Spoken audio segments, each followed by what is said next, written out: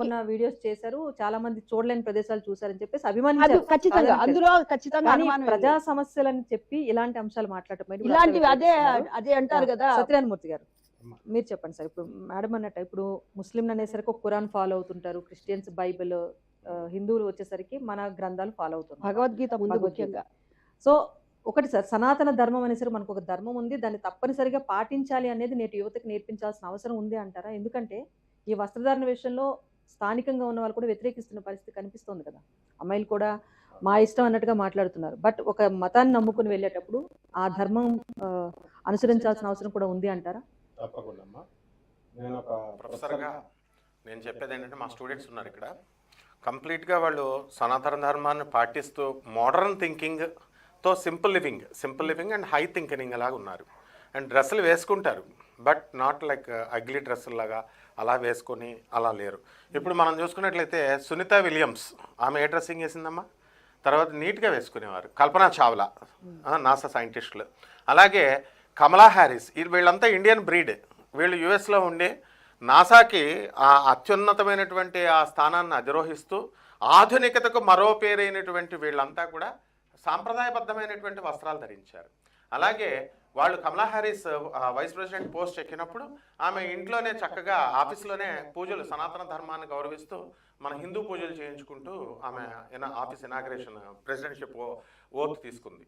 ఈ విధంగా మనం స్టూడెంట్స్ని, యుఎస్లో ఉన్నటువంటి స్టూడెంట్స్ని, బ్రిటన్లో ఉన్నటువంటి స్టూడెంట్స్, మా స్టూడెంట్స్ని నేను అబ్జర్వ్ చేసినప్పుడు వాళ్ళు మోడర్న్ డ్రెస్సులు వేస్తారు, కానీ మరీ అంత చిన్నగా వేసుకుని ఈ సినిమా యాక్టర్లు, ముఖ్యంగా అనసూయ గారు వేసినంత ఇదిగా ఈ విమర్శలకు అంతటికీ సెంట్రల్ పాయింట్ అయినటువంటి అంత అగ్లీగా వేసుకోరనమాట. సో ఇటువంటివన్నీ కూడా సినిమాలకు మాత్రమే పరిమితం అవ్వాలి.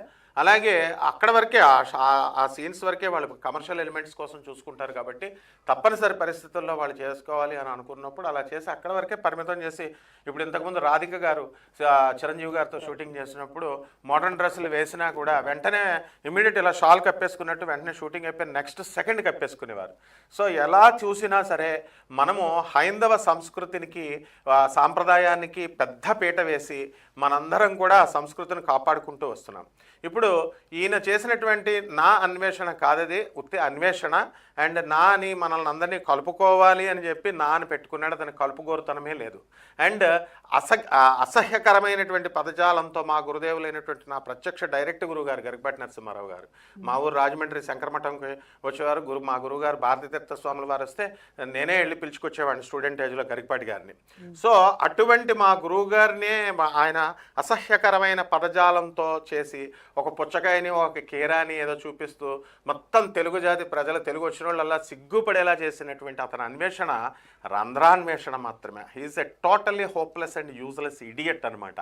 సో ఇటువంటి వాడికి ఆధార్ కార్డు బ్లాక్ చేసి పడేయడము, రెడ్ కార్నర్లో వాడిని అరెస్ట్ చేయడము ఇవన్నీ కాదు. ఏంటంటే చక్కగా తెలుగు ప్రజలు చాలా తెలివైనటువంటి వాళ్ళు, సనాతన హైందవ సంస్కృతిని పాటించేటటువంటి మన హైందవులంతా కూడా తెలివైన వాళ్ళు. వీడిని వెలివేసేయడమే, అబానిష్ చేసేయడమే అని వాళ్ళంతా కూడా అన్సబ్స్క్రైబ్ చేశారు. ఎక్సైలెంట్మెంట్. వీడు దేశాలు తిరగడం కాదు, హీజ్ ఎ కమర్షియల్ ఇడియట్. వాడు దేశాల కోసం అని చెప్పి తిరుగుతూ వెళుతూ అవేవో చూపించుకుంటూ పోర్లే దేశాలు చూడొచ్చు కదా అని చూశారు తప్ప అతని వైఖరి మొదటి నుంచి కూడా నిర్లక్ష్య వైఖరి అండ్ నిరక్షరాస్యుడు. వాడు మన శివాజీ గారిని పట్టుకొని 10th క్లాస్ ఫెయిల్ అయిపోయిన వాడు అని అంటున్నాడు. శివాజీ గారు వాడినటువంటి పదజాలము తప్పు తప్ప అతను మా సింపుల్ లివింగ్గా ఉండండి, సింపుల్ డ్రెస్సింగ్ వేసుకోండి అని చెప్పుకుంటూ వచ్చారు.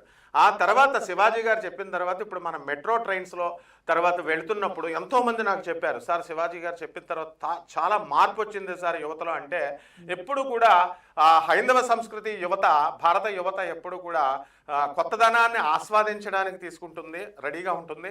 అండ్ అది మంచి అయితే ఎప్పుడు కూడా ఇమీడియట్ సారీ చెప్పడము అండ్ వెంటనే దాన్ని వదిలిపారేశారు ఆ డ్రెస్సింగ్ని.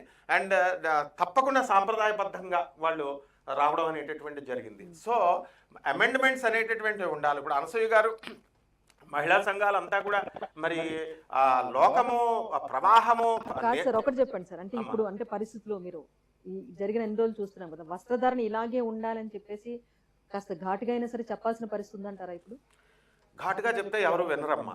అది ఘాటుగా చెప్పేది తల్లిదండ్రులు తమ పిల్లలకి ఘాటుగా చెప్తారా? నువ్వు చదువు, నువ్వు చెయ్యి అని ఘాటుగా చెప్తే వాళ్ళు రివర్స్ చెప్తారు.